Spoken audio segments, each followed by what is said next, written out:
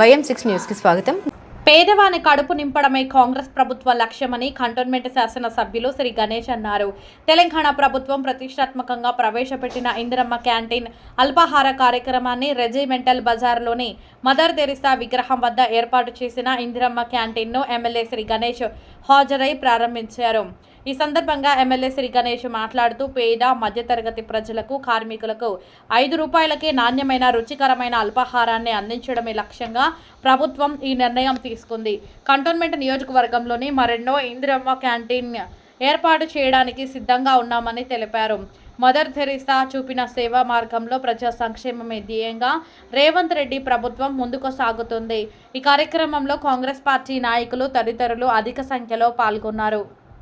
చాలా రుచిగా ఉంది, చాలా క్వాలిటీ ఉంది. ఎందుకంటే ఇది హరే రామ హరే కృష్ణ వాళ్ళకి ఫౌండేషన్ వాళ్ళకి ఎంఎంసీ వాళ్ళు మామూలుగానే సిటీ మొత్తంలో ఎవరు చేసినా కూడా వారికే కాంట్రాక్ట్ ఇచ్చారు కాబట్టి వారు నాణ్యత గల్లా, రుచి గల్లా, మళ్ళా మంచి హెల్తీగా ఉండే బ్రేక్ఫాస్ట్ ఏర్పాటు చేశారు. ఇందాకనే చెప్పారు కదా డీసీ గారు, ఏ విధంగా అయితే గవర్నమెంట్ ఎంఎంసీ ద్వారా ఈ యొక్క పథకం ఇంప్లిమెంట్ చేశారు.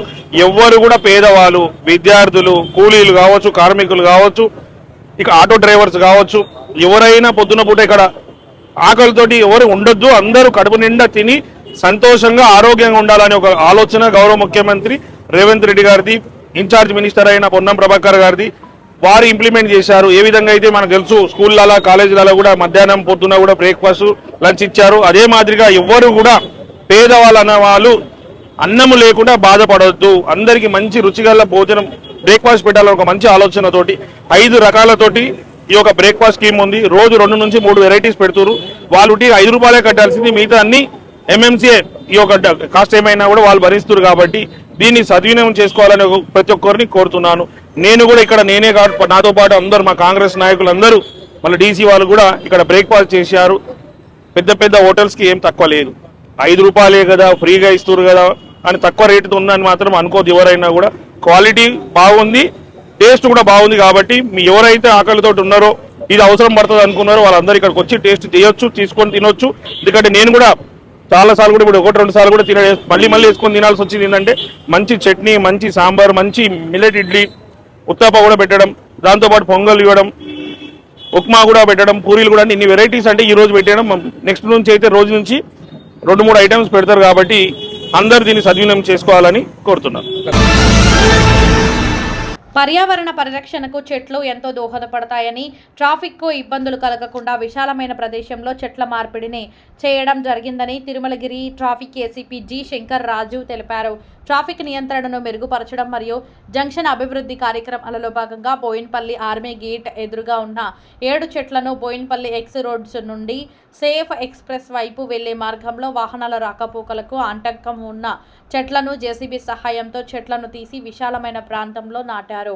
ఈ సందర్భంగా ట్రాఫిక్ ఏసీపీ జి శంకర్ రాజు మాట్లాడుతూ శాస్త్రీయ పద్ధతిలో ఇప్పటి వరకు మొత్తం 41 చెట్లను మార్పిడి చేసి సురక్షితంగా ఉంచడం జరిగిందని పేర్కొన్నారు.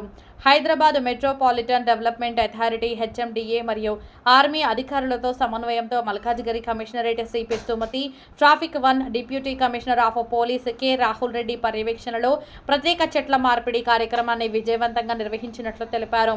ఆ 7 చెట్లను శాస్త్రీయ పద్ధతిలో ఆర్మీ ప్రాంగణంలోకి విజయవంతంగా మార్పిడి చేసి చెట్లకు ఎలాంటి నష్టం జరగకుండా అత్యంత జాగ్రత్తలు తీసుకోవడం జరిగిందని తెలిపారు. వాహనాల రాకపోకలు మరింత సులభతరంగా మారడమే కాకుండా నగర హరిత వాతావరణాన్ని పరిరక్షించే లక్ష్యానికి కూడా తోడ్పాటుగా నిలిచింది. ఈ పర్యావరణ రహిత కార్యక్రమాన్ని విజయవంతంగా అమలు చేయడంలో సహకరించిన హెచ్ఎండిఏ అధికారులు, ఆర్మీ అధికారులు మరియు ఇతర సంబంధిత శాఖల అధికారులు, ట్రాఫిక్ పోలీసులకు హృదయపూర్వక కృతజ్ఞతలు తెలిపారు.